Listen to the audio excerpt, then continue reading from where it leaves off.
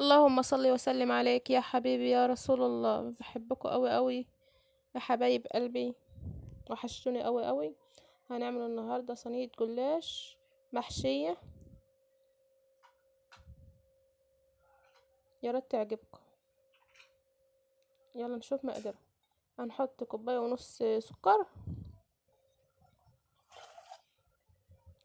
وهنحط عليها كوبايه ميه. طبعا انا مش هخلي الشربات تقيل، يعني مش تقيل قوي، خفيف ولا خفيف قوي ولا تقيل قوي، يعني معنى اصح يعني. وجايبه 4 معالق نشا حطهم في الكوبايه، وجايبه نص كيلو لبن. هنحط معلقتين سكر،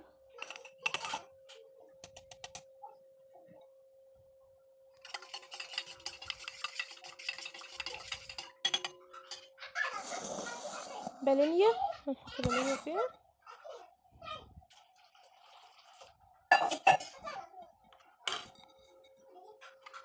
نقلبها كويس عشان السكر يدوب اللي انا حطاه. هو كده كده اساسا هيدوب مع اللبن، يعني هيسخن مع اللبن. وهنجيب النشا هنجيب النشا في شوية مية، يعني هنجيب شوية مية ونحط ال4 معالق نشا فيه ونقلبه،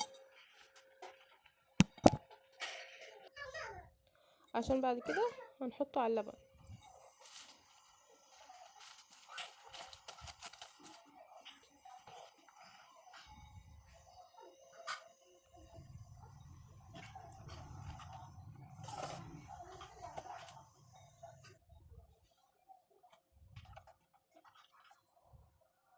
هنقلبه بقى، نقلبه كويس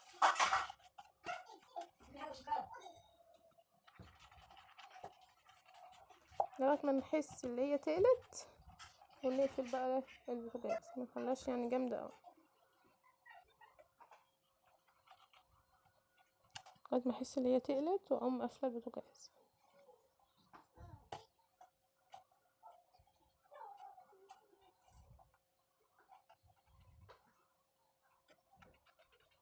اهيت تقلت اهي، هقفل بقى البوتاجاز. هي كده كده اكون عملت الحاجة التانية كانت.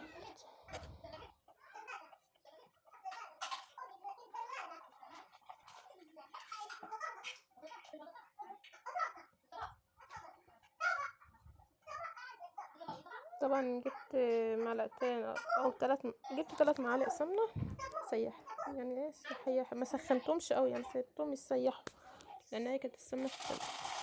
وجبت لفة جلاش،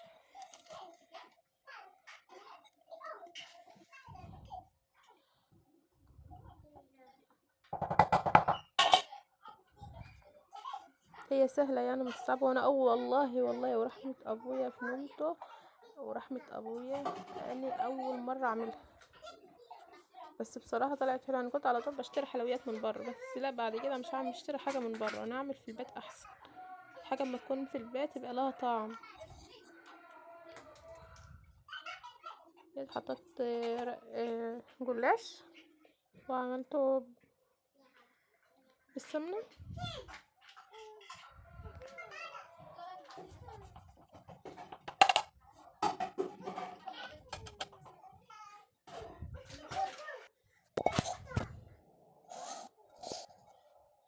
طبعا الفرشة بتاعت طبعا اتعملت مني، يعني هقف عليها عمل تحت.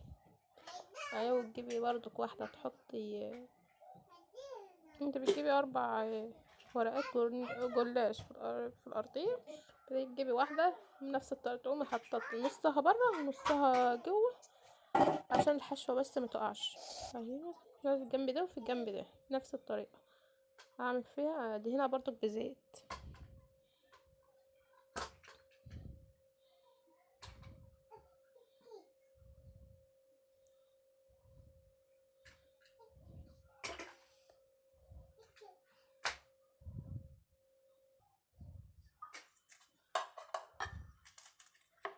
هجيب برضك واحدة احطها على الطرف التاني،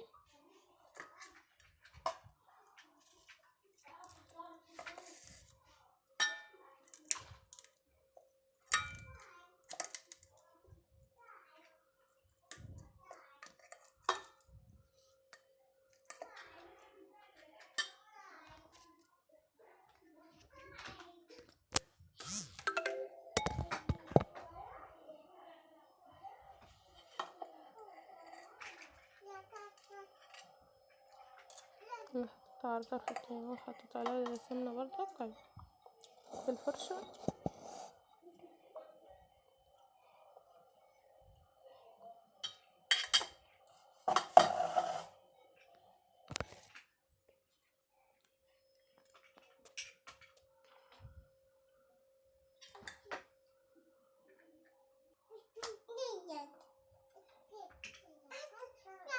نجيب بقى حشوة المهلبية نحطها. طبعا انا حاطه على الطرف ده والطرف ده ورق الجلاش عشان طبعا الحشو ما يطلعش لبره. وطبعا جبت المهلبية حطيتها فردتها كويس